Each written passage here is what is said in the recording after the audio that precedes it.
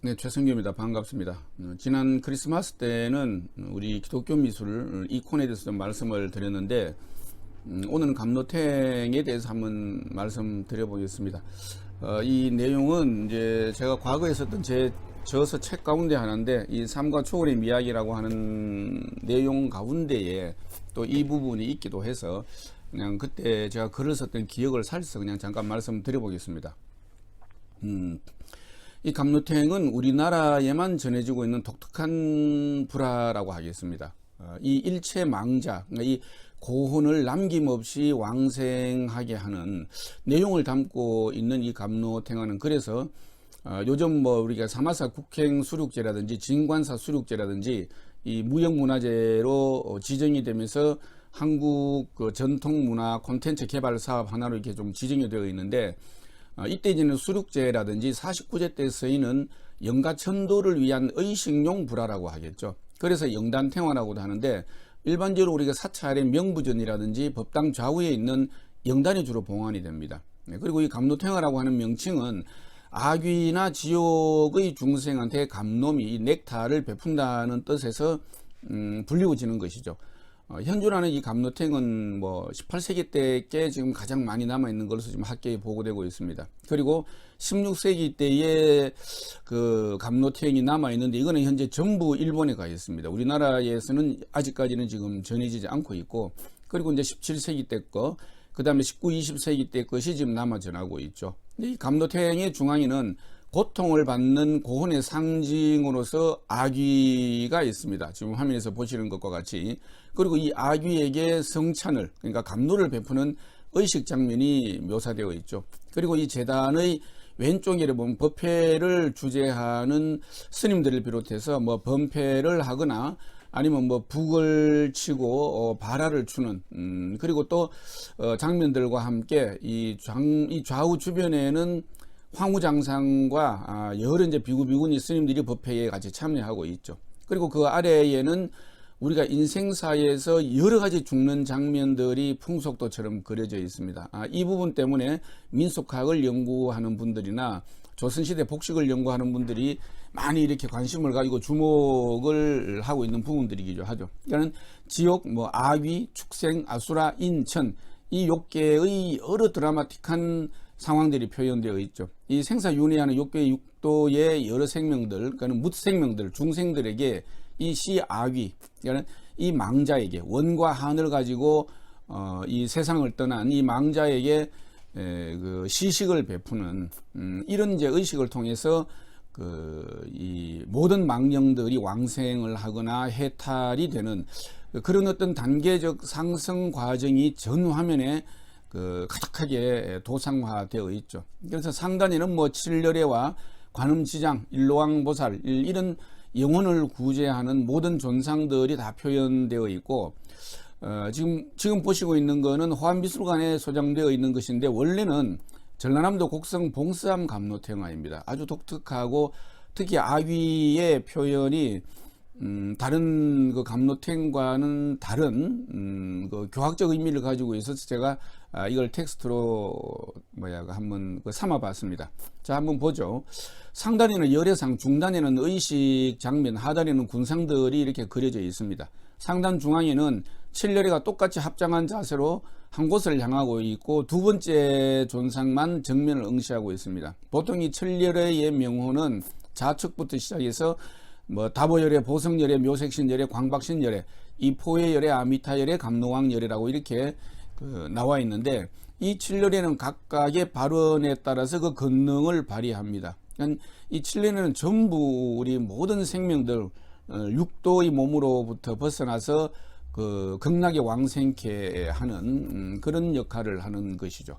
그래서 이 화면 상단 왼쪽에 보면 망자의 이 영혼을 극락으로 인도하는 일로왕보살이 또 시립해 있습니다. 이 일로왕보살은 고통과 위험이 좀 강하게 지배하는 경향이 있는 이 감로탱 전체 화면에 어떤 부드러움을 불어넣는 그런 어떤 자비의 화신이기도 하죠. 그리고 우측에는 백이관음, 그 다음에 지장보살이 구름에 감싸인 채로 이렇게 드러나 있습니다.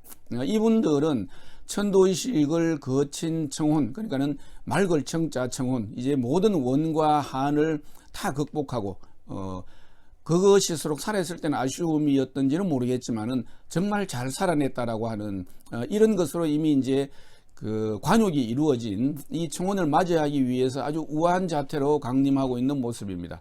그리고 중단에 제단 위에는 여러 가지 음식, 이 음식은 이 아귀, 그러니까는 원과 한을 가지고 돌아가셨던 이 망자를 위한 것이죠. 여러 가지 음식과 꽃들, 그 다음에 여러 가지 공약물들이 정성스럽게 차려져 있고 그 아래에 두 아귀가 이렇게 배치되어 있죠. 이 아귀가 바로 이 감노탱의 주인공이다라고 하는 것이죠. 이 아귀는 인간이 맨 처음 죽으면은 다음 생을 받을 때까지의 이 중음계를 떠돌게 되는 상태를 이야기하는데, 이 봉삼 감노탱의 이 아귀를 보면 왼쪽 아귀 손에는 어떤 희구가 담겨 있는 그릇이 들려 있고 오른쪽 아귀는 합장을 하고 있습니다.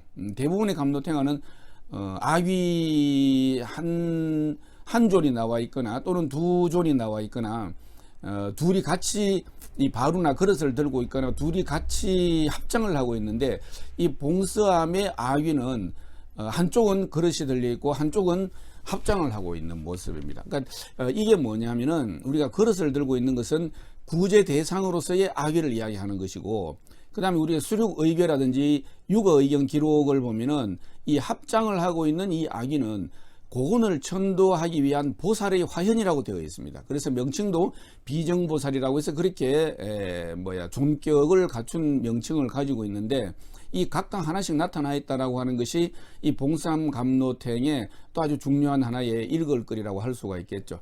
그리고 제단 왼쪽에 보면 가설 장막을 두르고 이 범패 작법을 하는 그 모습이 나타나 있죠. 재상 가까이는 법주가 의자에 앉아 있고 또 그 주위에는 젊은 또 스님들이 의식을 거행하고 있습니다. 그 이 작법성중 앞 경상에 보면은 법화경 함이 놓여 있고, 또 하나의 경상에는 우리가 운수집 또는 뭐 중례문, 결수문, 뭐 어산집 이렇게 표기가 되어져 있는 경책에 놓여 있어서 이때의 의식을 집전할 때에 어떤 경전, 의문이 사용되었는지를 알게 해주는 하나의 중요한 사료적 가치를 가지고 있죠. 그리고 그 앞에 상복을 입은 세 사람이 따로 마련한 작은 재상을 향해서 절을 하고 있습니다. 그리고 이 우측에는 뭐 황후장상, 문무백관 여러 무리가 제단 앞에 운집해서 의식에 함께 하고 있죠. 그러니까 하단의 여러 장면들은 비교적 좀 여유롭게 공간 배치를 하면서 묘사를 해주고 있는데, 그 중에 하나 이 하단부에 솥대 놀이하는 장면도 비교적 넓은 공간을 점유하고 있습니다. 솥대 아래 보면은 분위기 고조시키는 뭐 많은 악사들, 요즘 보면 일종의 하나의 뭐 K-팝이든 뭐는 공연하는 모습들과 우리가 오버랩 시킬 수가 있겠죠. 뭐 죽방울 돌리기, 붙여진 판소리꾼의 뭐 공연 이런 것들이 동시에 표현되고 있습니다. 그리고 그 아래 조밀하게 표현된 이 덜판에는 전쟁하는 장면이 또 펼쳐져 있고, 참 그때나 지금이나 인간사에서 일어나는 일들은 별반 차이는 없었는 것 같습니다, 보니까. 그리고 좌측에는 또 낯설던 나무꾼이 이 호랑이로부터 이렇게 화를 당하는 참상이 묘사되어 있습니다. 그리고 장옷을 걸친 모녀가 누군가를 또 기다리고 있는 모습이 그려져 있고, 그 아래로는 풍랑을 만난 배가 표현되어 있습니다.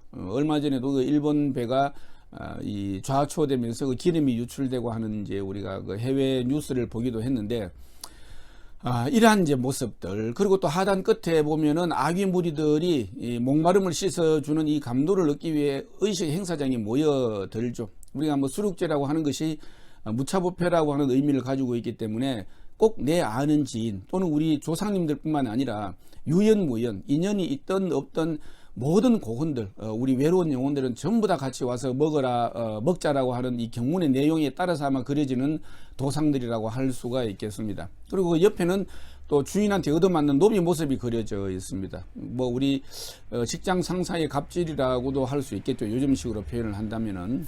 그리고 또 하단 전쟁 장면 위에 보면은 짐을 잔뜩 실은 달구지에 길 가던 사람이 깔려져 있는데, 역시 이 요즘 시대로 아마 비유해서 이야기하자면은 자동차에 친 모습으로 또 이야기할 수 있을 것 같습니다.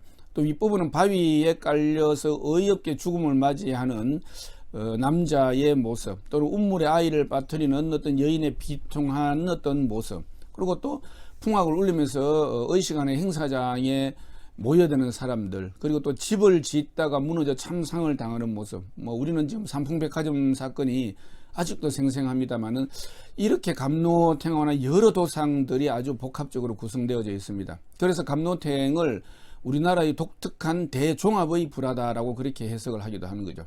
그리고 그래도 이 갑노탱화가 기본적으로 의식용 불화인 만큼 뭐 동서남북 사방 팔방 상하에서 우리가 10곳 시방이라고 이야기를 하죠. 그러니까 모든 공간이라고 하는 의미죠. 모든 공간에 고통을 받는 생명이 이 의식을 통해서 득생하고 뭐 극락을 가든 천국을 가든 간에 그와 같이 고통을 이고등락할 수 있다. 그 고통을 벗어나서 정말 내가 원하는 진정한 즐거움에 들어갈 수 있다라고 하는 이러한 믿음이 도상화되어 나타나는 것이 바로 이 갑노탱화다라고 말씀드릴 수가 있겠습니다.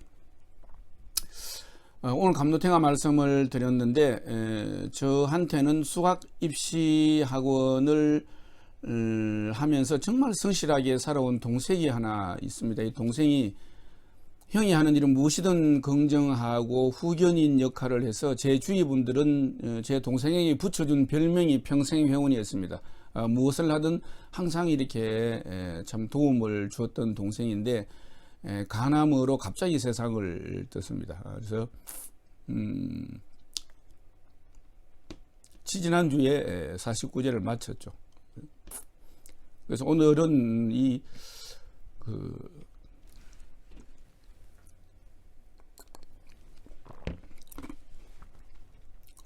동생을 좀 그리는 마음을 담아서, 그리고 또 잘 보내주고자 하는 충분히 잘 해주지 못한 이 형의 마음을 담아서 갑노탱에 대해서 말씀드렸습니다. 살아있는 모든 생명의 경의를 보하고 행복을 기원합니다. 생큐아트 최승기였습니다.